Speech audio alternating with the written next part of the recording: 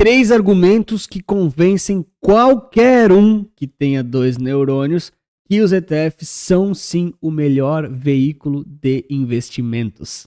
Já comenta para mim então o que você mais gosta em relação aos ETFs e o que te fez convencer de fato a saber que eles são o melhor veículo de investimento para as pessoas convencionais. Então vamos lá, são 3 fatores aqui que eu tenho certeza que você não tem como rebater até o final desse vídeo e eu te desafio a escrever para mim aqui embaixo o porquê que esses argumentos não são válidos ou são inúteis. Eu quero muito ver alguém me provar. Mas beleza, vamos lá. Os 3 aqui, o primeiro deles é o clássico, tá? Mas não dá para desconsiderar isso aqui em relação aos gestores profissionais, pessoas extremamente inteligentes, pessoas extremamente bem informadas, pessoas extremamente bem estudadas, pessoas com equipe, inteligência, softwares caríssimos, inclusive benefícios fiscais que gerenciam fundos, eles não conseguem bater os índices que você compra num ETF facilmente.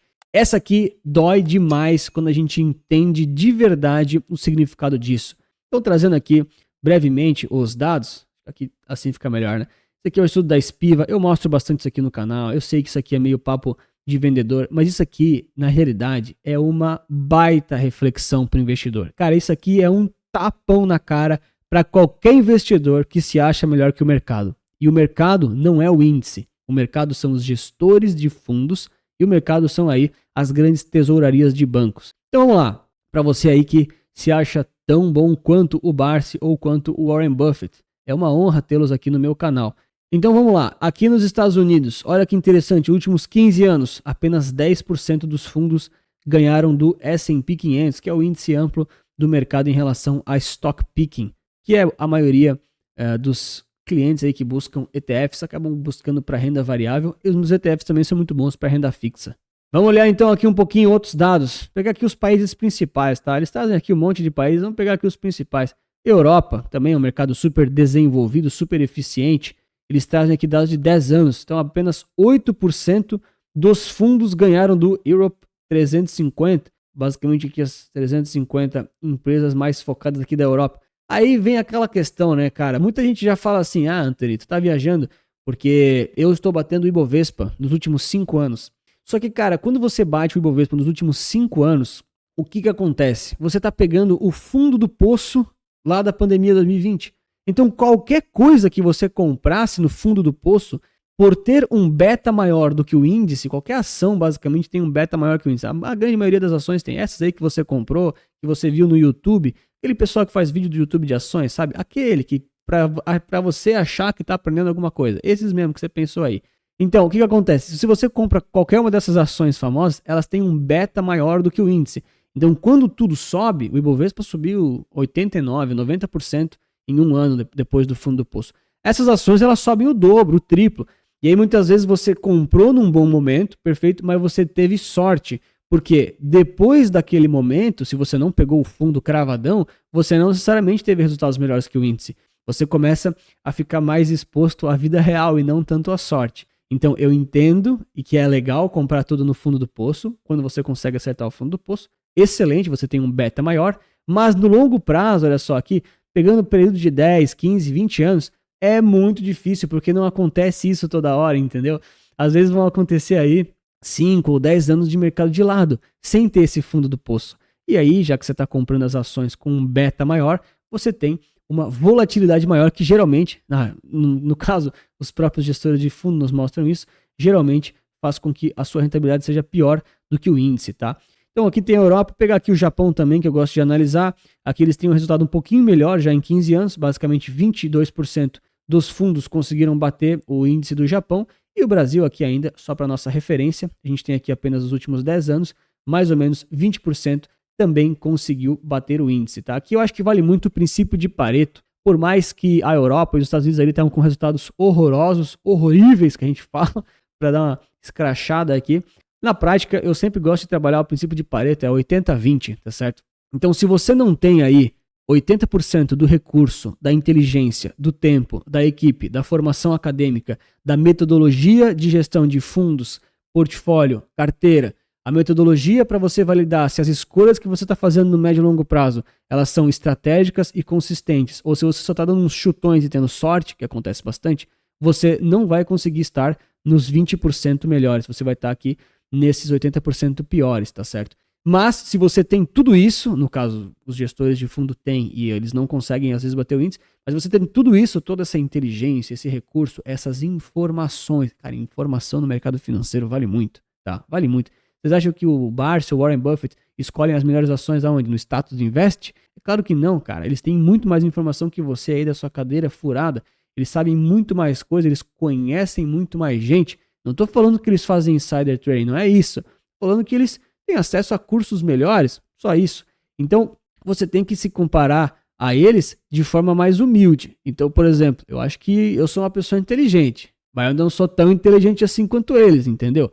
Aí vai muito da humildade. Então, quando eu percebi que os gestores famosões, os caras que são inteligentes, aí muito mais inteligente que eu, tá? Não tô nem falando agora de informação e tal, os caras mais inteligentes mesmo, os caras estudaram em Harvard, essa galera aí desse naipe, entendeu? Se esses caras não estão batendo aqui os fundos, inclusive tem uns bem famosos, né? O pessoal leva eles lá no Market Makers, os caras fazem entrevistas, são pessoas, pô, extraordinárias. Mas se esses caras, que são muito inteligentes, não batem os índices, pô, cara, aí fica complicado. Eu aqui, por mais que eu seja analista de investimentos, eu tenho uma boa formação também e tal, ok? Vai ficar complicado. Nós, pessoas físicas, tá? Sem essa estrutura toda, sem conhecer pessoas importantes do Brasil e do mercado, né? Sem poder almoçar com eles toda semana, sem ter o telefone para ligar, sabe? Quando vai passar uma lei. Enfim, você sabe, né? Você não sabe, eu também não sei, eu não conheço ninguém. Mas aí fica difícil realmente se comparar e querer estar nesse topo. Tá? Aí eu comecei a cair na real e comecei a entender, poxa, realmente não é só ler um livro de como escolher as melhores ações, é preciso muito mais. É preciso muito mais e são coisas que o pessoal não conta por aí gratuitamente no YouTube ou nos lugares que, enfim, o pessoal acaba procurando um pouco mais. Então é muito mais fácil eu ir de forma passiva, que é uma coisa que está ao meu alcance, que é totalmente aceitável, ao invés de ficar me iludindo, achando que com uma penca de bons conceitos ou boas informações, eu serei melhor do que o mercado. Cara, eu não vou ser melhor que o mercado, nem que o S&P, tá? Que é uma forma de você ver o mercado, nem contra os fundos que ganharam do S&P, tá certo? Porque tem aqueles que perderam, que provavelmente também são muito bons, tá? Isso aqui é muito assustador quando você para analisar no detalhe do detalhe. E claro, sim, talvez você como pessoa física seja uma exceção e conseguiu aí, depois de 15 anos, bater o S&P 500. Talvez você está perdendo tempo assistindo meus vídeos e deveria estar abrindo seu fundo de investimentos e fazendo seus vídeos também. Eu, por exemplo, gostaria muito de assistir esse conteúdo. Aí já aproveita para deixar o like e se inscrever aqui no canal para mais análises como essa. Beleza, aí muita gente acaba falando, né, pô, Anthony, mas eu ainda acho que eu sou muito bom, cara, eu acho que eu consigo bater aqueles gestores, eu acho que eles dão umas viajadas, eu acho que eles assistiram cursos ruins, os cursos que eu fiz são melhores que os deles, eu vou bater os gestores, eu vou bater o índice, beleza, cara. Como é que você faz para entender, então, por que que aqueles fundos perderam para o índice? Vamos analisar os que perderam. O que acontece? A segunda razão aqui não é que os gestores profissionais não batem os índices, essa é a primeira. A segunda é que pouquíssimas ações ou ativos carregam efetivamente o índice. E é extremamente difícil você acertar quais dessas são. E essa daí é uma razão que ela abre Cara, isso aqui abre uma árvore de possibilidades ruins para você. Mas basicamente você tem toda a matemática jogando contra você quando você faz um stock picking versus investir de forma ativa. Principalmente falando de renda variável, mas isso aqui também se aplica à renda fixa. A renda fixa é um pouquinho mais tranquilo por conta ali que você sabe que, enfim, a renda fixa vai valorizando e tal, existem outros riscos, ok? Mas aqui estou olhando um pouco mais para a renda variável. O que acontece? O que é esse gráfico aqui? Eu já mostrei isso aqui algumas vezes no canal e, cara, isso aqui tem que ser um lembrete para o investidor que ainda está na dúvida. Provavelmente você que está vendo até aqui, você já investe em ETFs, você, enfim, é inscrito aqui do canal, né? Muito obrigado pela sua audiência. Mas talvez alguém que você conheça precisa receber isso aqui para cair na real, tá?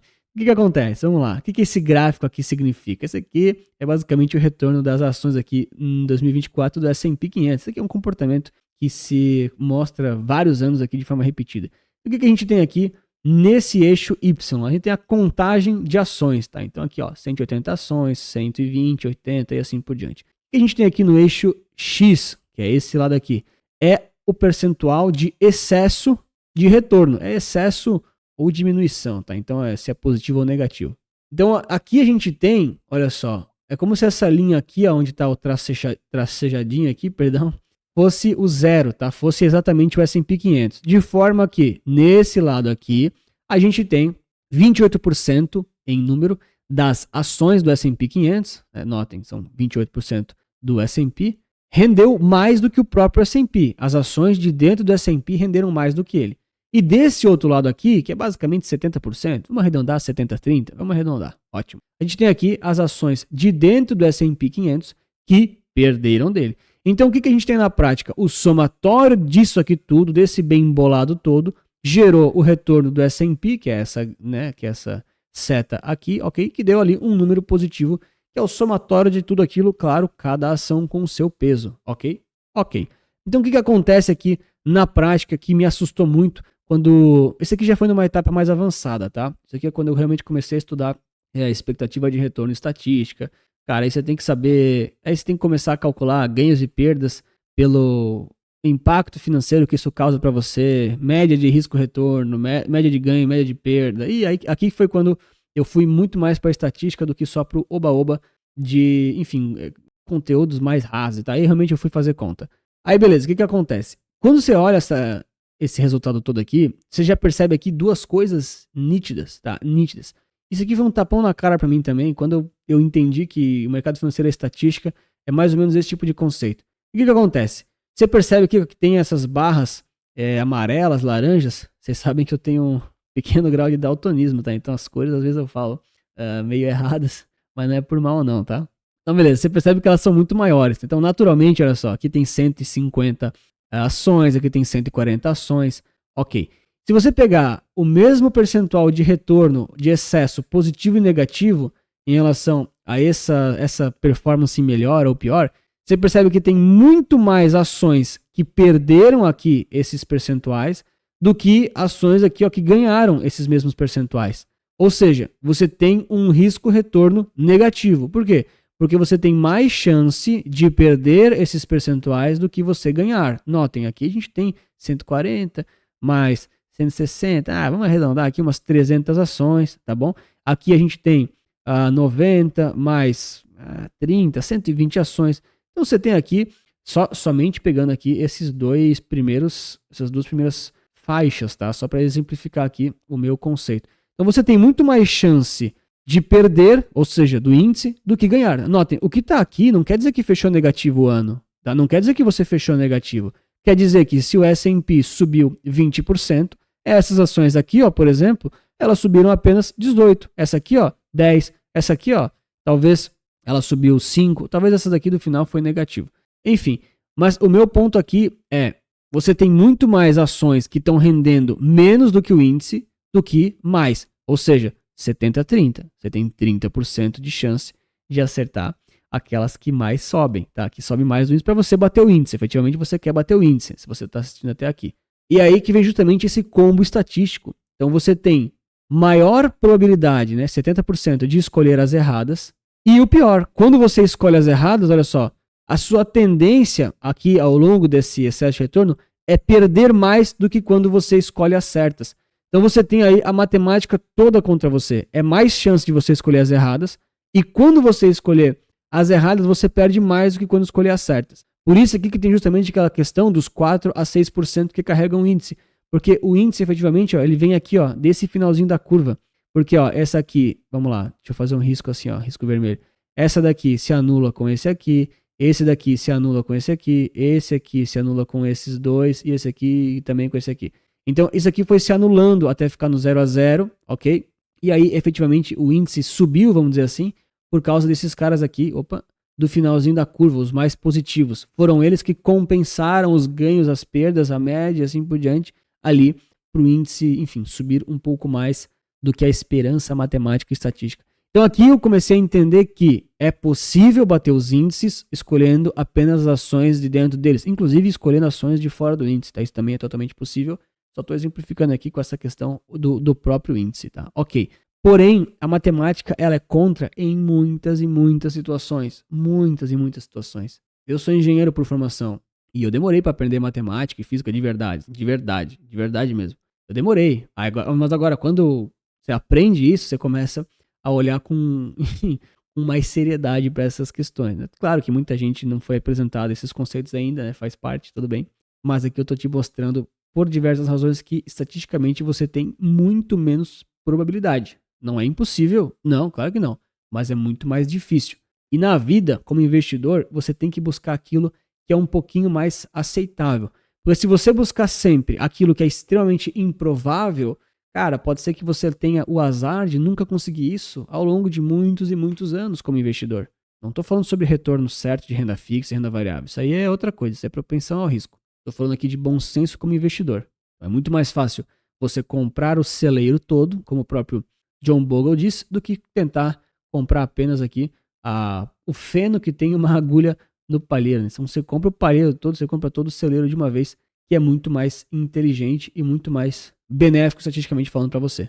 E claro, se você quiser saber um pouco mais sobre os ETFs, eu estou produzindo aqui um guia prático sobre ETFs aqui do Brasil, o Capital Certo, e ele vai estar disponível essa semana aqui para você ter acesso a conteúdos similares a esse também, como analisar, montar a carteira, tem um conceito de gestão de risco, tem um processo de análise que eu faço lá, tá tudo lá explicadinho, vai ser extremamente acessível e barato para a gente revolucionar o mercado de ETFs no Brasil, tá? Fica ligado que vai sair essa semana esse guia.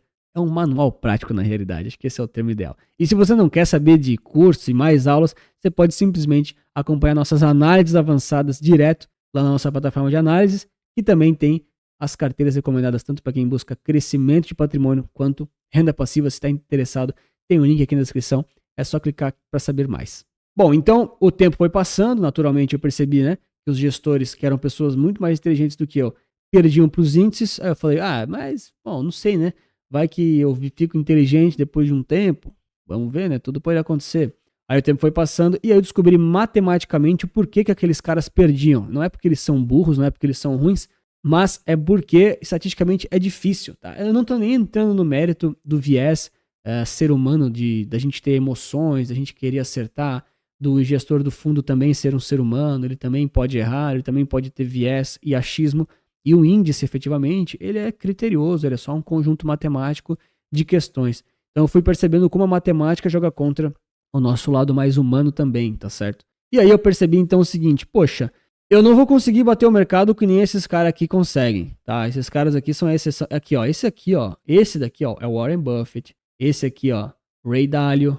Quem mais? Do que eu tô falando dos Estados Unidos, né? O Barça talvez esteja aqui dentro, se ele trabalhasse nos Estados Unidos. Beleza, mas o Barça fala que não investe fora, não investe em Bitcoin. Enfim, né? São escolhas aí de cada um. Tem uns que falam e tem uns que acreditam, né? Então, beleza, não vou conseguir ter um resultado tão bom quanto o deles. Ok, pé no chão, humildade, hein? Seja humilde, hein? Beleza. E se eu fizer sozinho, será que compensa? Cara, a matemática toda tá conta. Então, beleza, cara. Como é que eu faço para ir tão bem quanto o mercado, porém da forma mais barata possível?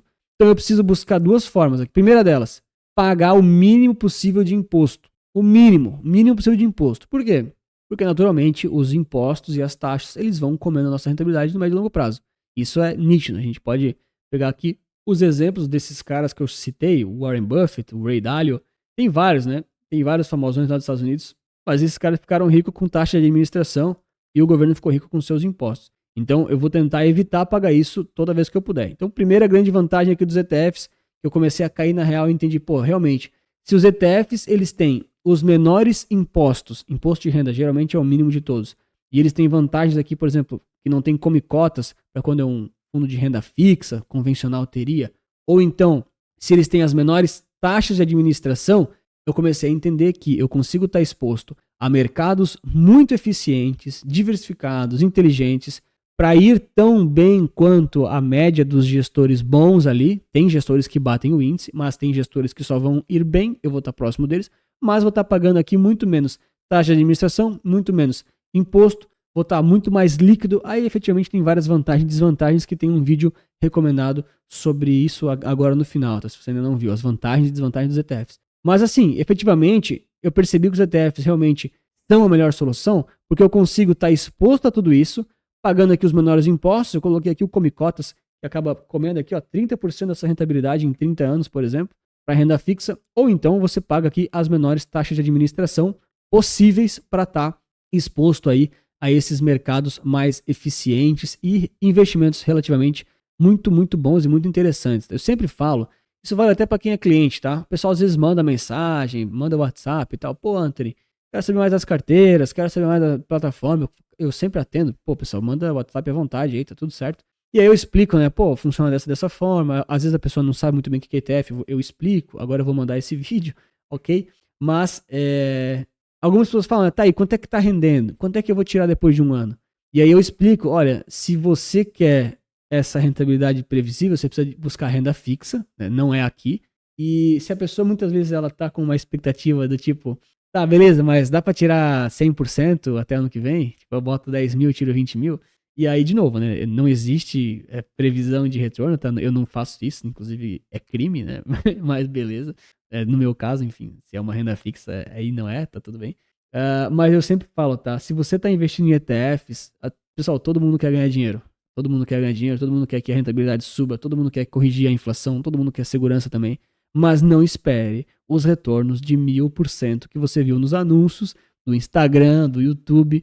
Seja lá se era para day trade, se era uma carteira de ações recomendada de alguém. Enfim, não estou dizendo que não funciona, só estou dizendo que é extremamente difícil. Então a proposta dos ETFs é ser pé no chão e ser realista, tá? Por isso que eu fui me convencendo, porque eu falei, poxa, peraí, cara. Se eu não quero efetivamente ser melhor do que o Warren Buffett e do que aqueles caras. Porque assim, querer a gente quer, né? A força de vontade o brasileiro sempre tem. Mas a gente também tem que ser realista. Se eu não tenho o contato que esses caras têm, os acessos que ele tem, pô, os conhecimentos, é mais conhecimento social, tá? De mercado em si, lógico que a experiência ajuda muito, mas o mercado ele muda todo dia. Então você tem que estar de qualquer jeito o tempo todo olhando as coisas. Mas efetivamente eu preciso procurar aqui soluções que eu pague menos imposto e também soluções que eu tenha menos taxas possíveis para sustentar aí o mínimo possível a indústria de fundos, tá? E aqui tem essa comparaçãozinha visual, ela mostra, tá certo? Aqui a comparação em relação a alguns fundos. Se você bota aqui uma taxa de 0,5% anual, que é mais alta do que a de um ETF, por exemplo, tem ETFs que são 2%, tá? Não vou negar, tem, mas é a exceção. A grande maioria dos ETFs é menos que 0,5%, é 0,20, 0,10 às vezes, 0,30. Aqui do Brasil tô falando, tá? Tô falando do Brasil. Se você investe lá fora é 0,03, tem 0,05, 0,07, e lá fora é muito barato. Mas tem outros custos também, então dá tudo muito próximo. Mas se você investe, por exemplo, nesses fundos aqui, da menor taxa possível, que são os ETFs, mas se você comparar, por exemplo, com o multimercado, que é 2%, um fundo de renda fixa, que é 1%, tem aqueles fundos, esse aqui desconsidera, tá? Que aqui no Brasil não tem muito isso, pode desconsiderar. Tem aqueles fundos que tem taxa de administração 2% ao ano, mais 20% de taxa de performance. Mas tem até fundo imobiliário que tem isso, né? Enfim, horrível. Mas assim, o que acontece? Você tem que pegar soluções diversificadas, fáceis, líquidas, com as menores taxas possíveis. Aqui a gente tem aqui a demonstração da diferença, tá? Então, pegando aqui o 0% é o 0,5 ao ano, tá? Esse aqui é a linha mais de cima. E aqui ele mostra a diferença. Esse aqui efetivamente não é o nosso caso, mas ao longo de 30 anos você tem menos de 13% negativo de diferença para quem pagou 1% ao ano e para quem pagou 2% é 35% de diferença de rentabilidade, tá? Então se você tem o mesmo investimento, por exemplo, aqui no Brasil tem isso, né? Fundos de investimento em ouro, fundo indexado de ouro, aí você vai comparar com um ETF, tipo a taxa de administração é o triplo, cara, para investir na mesma coisa. Então aqui, assim, efetivamente, não que ouro seja bom, né? Não é uma recomendação de investimentos, mas você tem que procurar pagar as menores taxas, tá? No longo prazo, olha aqui, ó, a diferença, ela é grande para você economizar nas taxas. Ah, Anthony, mas se eu pagar a taxa ao longo de 30 anos, eu vou ter um gasto também, eu vou estar gastando, não é verdade? Perfeito, concordo totalmente. Tem essa questão, 0,5% todos os anos ao longo, ou 0,3, né, que seja o ETF em si, que você escolher. Ele também tem um impacto no seu patrimônio, perfeito, ele também tem um impacto, mas muitas vezes você não tem como acessar o mercado através de um veículo de forma tão boa e tão eficiente quanto no ETF. Ah, Anthony, eu vou comprar as ações todas para compor o índice manualmente. Aí eu não vou pagar a taxa de administração. Olha, eu exploro mais esses temas no vídeo recomendado, mas basicamente você não tem dinheiro para comprar todo o índice, você não tem. O S&P 500 precisa mais de R$1 milhão para comprar as ações no peso certinho, e você não tem eficiência tributária para rebalancear ali a sua carteira e não pagar imposto no giro dos ativos. Os ETFs têm tudo isso, e eu te mostro mais as vantagens e desvantagens dos ETFs aqui nesse vídeo. Novamente, comenta para mim aí o porquê que você ainda não se convenceu e o que te fez convencer aí que os ETFs são a coisa mais interessante, um veículo mais inteligente para você se expor ao mercado. Um grande abraço, muito obrigado pela sua inscrição, seu like, lembre-se que investir certo resulta capital.